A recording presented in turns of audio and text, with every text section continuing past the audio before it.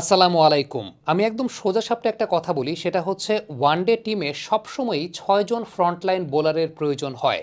কিন্তু two be very honest, গেল ১-১.৫ বছর ধরে বাংলাদেশ টিম ৪.৫ জন বোলার নিয়ে ওয়ানডে ক্রিকেটটা খেলতে নামে। নর্মালি সাকিব আল হাসান যখন থাকেন তখন এই প্রবলেমটা বাংলাদেশকে ফেস করতে হয় না, কারণ তখন যেটা দেখা যায় যে মেহেদী হাসান মিরাজ ষষ্ঠ বোলিং অপশন হিসেবে কাজ করেন এবং বেশ ভালো ব্যাকআপ দেন ওয়ানডে ক্রিকেটে। কিন্তু যখন সাকিব আল হাসান নাই, মেহেদী হাসান মিরাজকে যখন আপনি ১ থেকে ৫ জন টপ বোলারের মধ্যে ইনক্লুড করে ফেলছেন ওয়ানডে ক্রিকেটে, তখন প্রবলেমটা যেটা দেখা দেয় সেটা হচ্ছে বাংলাদেশ আসলে ৪.৫ জন বোলার নিয়ে খেলতে নামে। এই জায়গাটা একটা সিম্পল এক্সাম্পল দিলে আপনি বুঝবেন। আপনি যদি আফগানিস্তানের বোলিং লাইন আপনি একটু চিন্তা করে দেখেন, সেই জায়গাটা খেয়াল করে দেখবেন যে এই জায়গাটায় ফাজল হক ফারুকী আছেন, রশিদ খান আছেন, মোহাম্মদ নবী আছেন, খারোটে আছেন, গজনফার রয়েছেন, আজমাতুল্লাহ ওমরজাই রয়েছেন, গুলবাদিন নায়েব রয়েছেন। তারা কিন্তু ৭ জন ফ্রন্টলাইন বোলার নিয়ে খেলতে নামছেন। বাংলাদেশের সবচেয়ে বড় প্রবলেমের জায়গাটা হচ্ছে যে বাংলাদেশের ষষ্ঠ বোলিং অপশনে কোনো ফ্রন্টলাইনের বোলার থাকে না।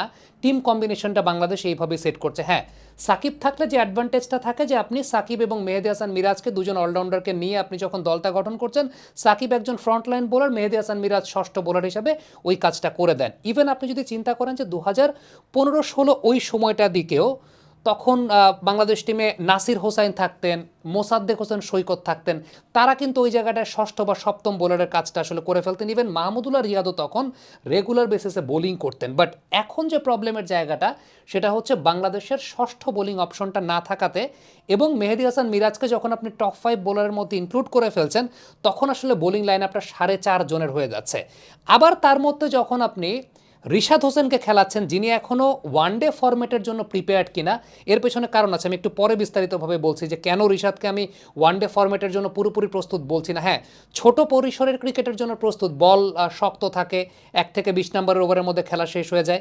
কিন্তু যখন ২০ নম্বর ওভার এক্সিড করে যাচ্ছে কিংবা যখন লঙ্গার পরিসরের খেলা হচ্ছে, তখনকার জন্য রিশাদ কতটুকু প্রস্তুত, সেটাও একটা প্রশ্নের জায়গা আছে। আর এই প্রবলেমটা বেশিরভাগ ক্ষেত্রে হয় যখন বাংলাদেশ রানকে ডিফেন্ড করছে।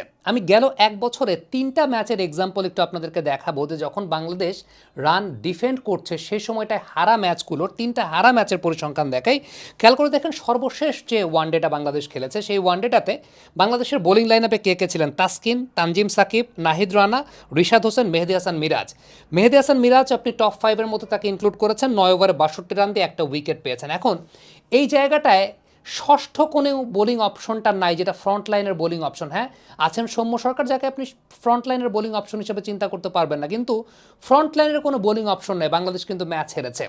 এর ইমিডিয়েট আগে যে ম্যাচটা বাংলাদেশ ডিফেন্ড করতে গিয়ে হেরেছে সেটা আফগানিস্তানের সঙ্গে, সেই ম্যাচও চিন্তা করে দেখেন, শরীফুল, নাহিদ রানা, নাসুম, মোস্তাফিজুর রহমান, মেহেদী হাসান মিরাজ। মিরাজ সেই ম্যাচে ১০ ওভারে ৫৬ রান দিয়ে একটা উইকেট পেয়েছেন। এখন এই ম্যাচেও কিন্তু ষষ্ঠ বোলিং অপশনটা বাংলাদেশের নাই। ডিফেন্ড করছে বাংলাদেশ এবং ডিফেন্ড করতে বাংলাদেশ পারে না। শারজাতে ওই জায়গাটাতে anything around ২৫০ is a very good score.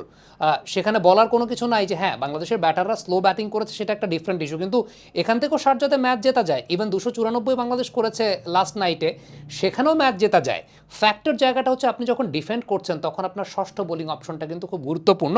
এর আগে শ্রীলঙ্কার সঙ্গে দেশের মাটিতে বাংলাদেশ একটা ম্যাচ হেরেছে। সেই ম্যাচে বোলিং লাইন আপটা শরীফুল, তানজিম সাকিব, তাসকিন আহমেদ, মেহেদী হাসান মিরাজ, তাইজুল ইসলাম। মেহেদী হাসান মিরাজ ১০ ওভারে ৫৮ রান দিয়ে একটা উইকেট পেয়েছেন, তাইজুল ইসলাম ৫ ওভারে ৪৩ রান দিয়ে একটা উইকেট পেয়েছেন। এখন দেখেন, যে কোনো একজন বোলারের একটা ব্যাড ডে যেতে পারে, যে কোনো একজন বোলারের ব্যাট ডে যেতে পারে। ওই ম্যাচে তাইজুলের ব্যাট ডে গেছে, লাস্ট ২টা ম্যাচের কথা বলছিলাম সেখানে মেহেদী মিরাজের ব্যাট ডে গেছে। কিন্তু তাদেরকে কাভার আপ করার জন্য, যে বোলারটার যখন ব্যাট ডে যাচ্ছে সেটাকে কাভার আপ করার জন্য ওয়ের is the sixth bowling option, ষষ্ঠ বোলিং অপশনটা কোথায় আছে? টিম কম্বিনেশনে কিন্তু এই ষষ্ঠ বোলিং অপশনের জায়গাটা নাই।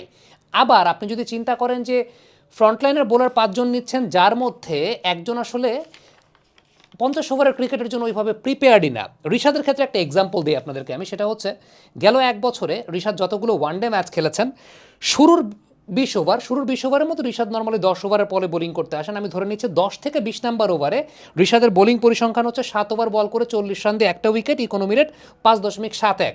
একটা উইকেট রিশাদ পেয়েছেন যতগুলো ম্যাচ খেলেছেন তার মধ্যে। কিন্তু রিশাদ যখন ২৫ থেকে ৫০ নম্বর ওভারের মধ্যে বোলিং করছেন, অর্থাৎ বল যখন পুরনো হয়ে গেছে, ২৫ থেকে ৫০ নম্বর ওভারে যখন বোলিং করছেন, তখন ৩ ম্যাচে ১৩ ওভার বল করে ৮০ রান দিয়ে কোনো উইকেট পান নাই, ইকোনমি রেটটা ৬.১৫। অর্থাৎ ২৫ থেকে ৫০ নম্বর ওভারের মধ্যে রিশাদ হোসেন এখন পর্যন্ত কোনো উইকেট নিয়ে দিতে পারেন না এবছর।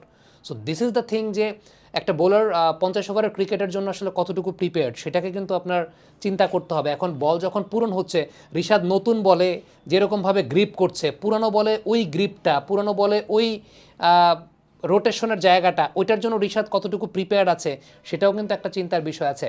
আমার মনে আছে যে লাস্ট প্রিমিয়ার ডিভিশন ক্রিকেট লিগে শাহিনপুকুরের হয়ে রিশাদ 5টা উইকেট পেয়েছিল, কিন্তু সেই ম্যাচটা আমি যখন গভীরভাবে লক্ষ্য করেছি 30 নম্বর ওভারের পরে রিশাদ শর্ট পিচ বল করছে, ফুল টাচ বল করছে, এরকম ঘটনা কিন্তু ঘটেছে। সো এগুলো কিন্তু পুঙ্খানুপুঙ্খভাবে টিম ম্যানেজমেন্টের অবলোকন করাটা খুব গুরুত্বপূর্ণ। তখন আপনি ডিসাইড করতে পারবেন যে একে তো আপনি ষষ্ঠ বোলার ছাড়া খেলছেন, দ্বিতীয়ত আপনি যাদেরকে 5জন বোলারের মধ্যে ইনক্লুড করছেন তারা কতটুকু প্রিপেয়ার্ড ওয়ানডে ক্রিকেটের জন্য সেটাও কিন্তু একটা চিন্তার জায়গা আছে। সো আপনি যতক্ষণ পর্যন্ত কম্বিনেশন ওয়াইজ 6জন বোলারকে ফ্রন্টলাইন বোলারে না রাখতে পারবেন ততক্ষণ পর্যন্ত definitely it's going to be very difficult.